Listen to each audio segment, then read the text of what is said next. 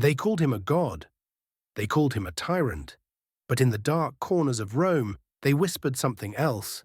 Every woman's husband and every man's wife. Before he was the master of the world, Gaius Julius Caesar was the most dangerous man in a city built on secrets. You think you know how he died? Forget the 23 stabs for a moment. Let's talk about how he lived. A life of debt, scandalous affairs, and a terrifying dream that changed history forever. If you think power is clean, you've never met Caesar. At 25, Caesar was a nobody with a mountain of debt. But even then, his ego was larger than the Mediterranean. When Cilician pirates kidnapped him, they asked for 20 talents of silver. Caesar laughed in their faces. "I'm worth at least 50, he told them.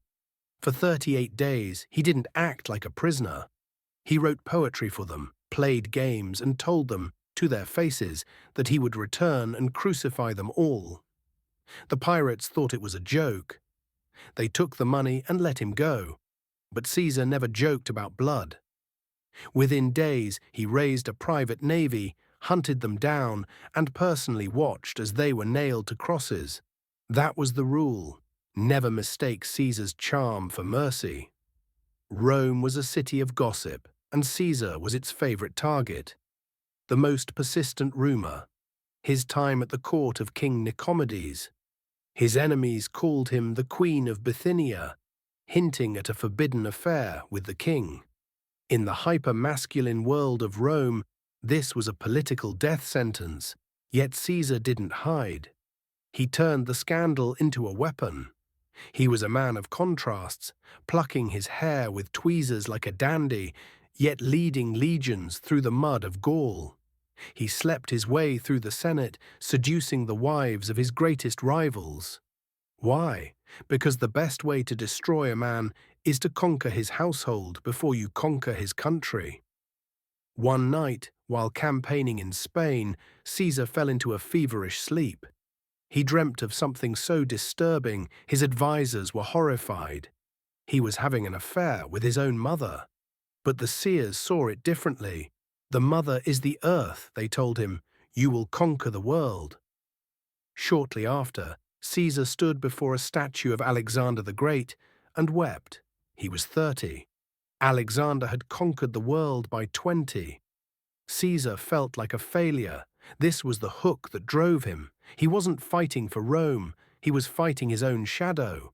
That's when he decided the Republic must die so that Caesar can live forever. Enter the most legendary power couple in history. Cleopatra didn't just meet Caesar. She smuggled herself into his room inside a carpet. A 52-year-old Roman and a 21-year-old queen. Rumors say they spent nights on the Nile planning a world empire that would combine Rome's iron with Egypt's gold. He brought her to Rome, standing her golden statue in the Temple of Venus. The Senate watched in horror. They didn't just fear a king, they feared a god who had been corrupted by an Eastern witch. The air in Rome grew cold. The daggers were being sharpened, not for a dictator, but for a man who thought he had outgrown humanity. Caesar crossed the Rubicon, saying, "The die is cast." He knew there was no going back. On the Ides of March, as the steel entered his skin, he saw a familiar face. Brutus.